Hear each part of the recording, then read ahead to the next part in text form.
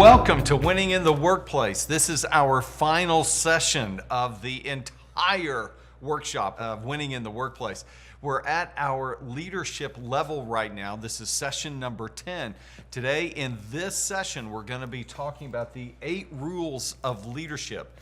This information, kind of the base for this information, comes from Jack Welch's book, Winning. If you haven't read this book, I strongly encourage you to read this book. It's a great book, not only for leadership, but a great book for management, human resource, how to find people, how to inspire, how to build a dream team, a winning team. So I want to encourage you, if you haven't read that book, be sure to do it. Once again, I'm Clay Staires. I'm looking forward to spending this last session with you as we wrap up our entire conversation on how to think at different levels within any organization. Remember, we started at the very bottom of how we think as a worker. What do I need to be focused on? What do I need to be accomplishing as a worker? How do I win as a worker? And then how do I make that transition from thinking like a worker to now beginning to think more like a team builder? And how do I win at that level of being the lead technician or being the head or somebody at like the group leader, a division leader, a supervisor? And then making the transition from moving from thinking that way to, okay, now how do I begin to think like a manager?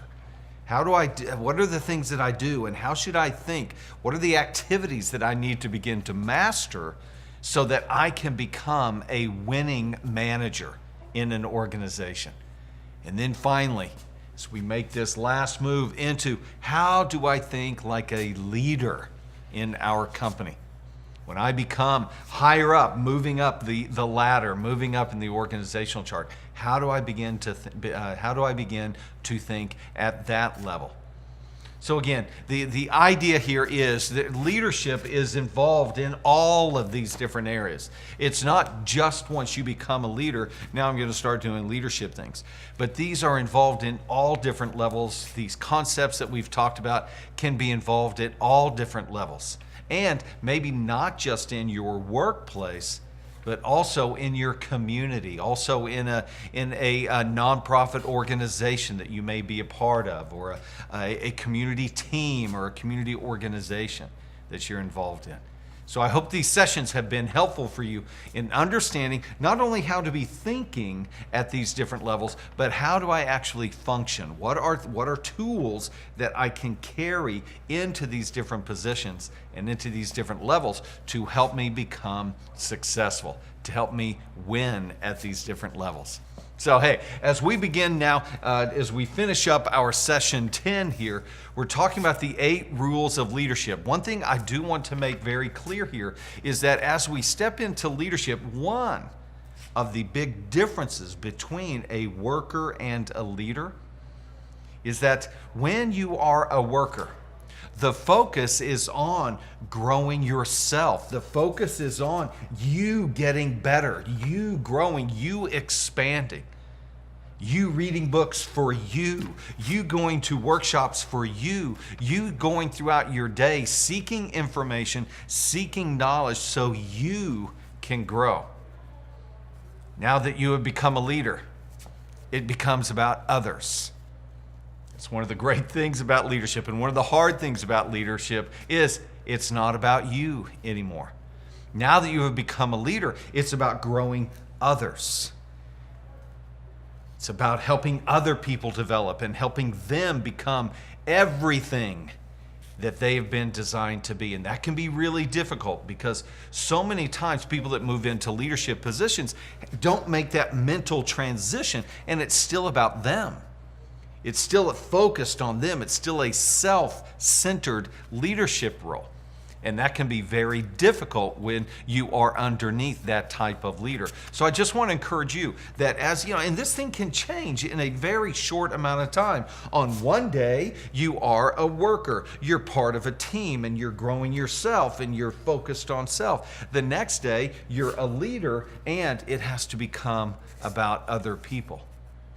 This can be a tough transition, a mental transition, as well as a very practical transition. So I want to talk about 8 rules today that Jack Welch discusses. I believe it's in his 2nd or 3rd chapter. It's early on in the book where he's talking about leadership. So let's see if we can walk through these step by step. Again, in my experience as a leader, I've been doing leadership things, I've been put in leadership roles, probably going all the way back until early as 15 years old. Being put in roles of leadership over other humans. And obviously, guys, I have made a ton of mistakes. And hopefully, all right, took me a while, but hopefully I have been able to learn from those mistakes so I don't continue to make the same mistakes over and over. Remember, we talked about this with Robert Kiyosaki. He was talking about there are 4 things that we need to do as leaders. Number 1, we need to act. Number 2, we need to fail. Number 3, we need to learn. And number 4, we have to adjust. Act, fail, learn, adjust. Act, fail, learn, adjust. You guys, failure is just part of the deal. But so many times people, because of the failure, they never act. Or when they do act and they fail, they shut down and they never grab the lesson of the failure and learn and make adjustments so that they can move forward. So we want to be careful as leaders that we don't fall into that same trap. Okay, so here we go. So some of the things that I have learned, even though there are, I say 8 rules here, these are not the exhaustive rules. It's just that these rules seem to always work. These rules seem to always be a part of a winning team, how a winning leader functions within a team. So first of all, number 1 here, we have leaders. I love this right here. Leaders relentlessly upgrade their team. See if I can fit all this in here. Relentlessly upgrade.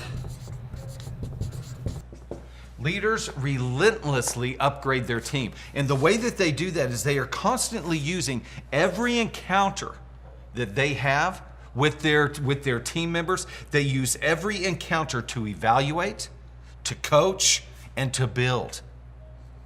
Again, this is one of the key things that we do as leaders, and I'll get back into this here in just a moment. We evaluate, coach, and build, taking every opportunity to do that. Number 2, leaders make sure that people not only see the vision, but they live the vision. Leaders make sure that people not only see it, but they live the vision. Oh man, got some fun stuff to talk about when we get into that. Next of all, leaders get into everybody's skin, all right? They exude positive energy and optimism. Get into skin and have positive and optimism, positive optimism.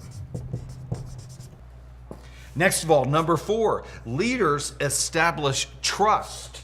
They establish trust, and the way that they do this is they use candor. 3 things here. They use candor, they use transparency, and they use credit. They use credit. Next of all, number 5, leaders have courage to make the hard decisions, to make the tough calls, using their experience and gut, all right? Gut decisions. Next of all, number 6, leaders, I love this one. Leaders probe and push.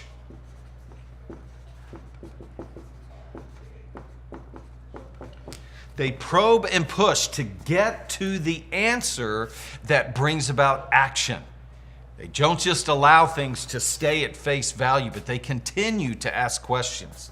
And then next of all, number 7, leaders inspire risk-taking.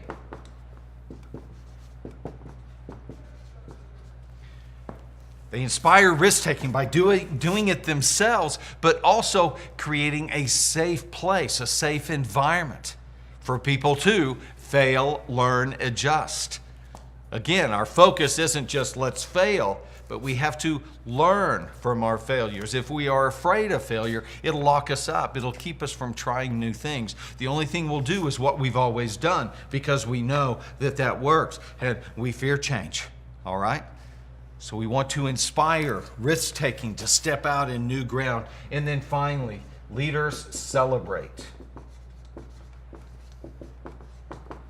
Love this one right here. Not only personally celebrate, but they celebrate with their team. They bring recognition and rewards to their team on a consistent basis.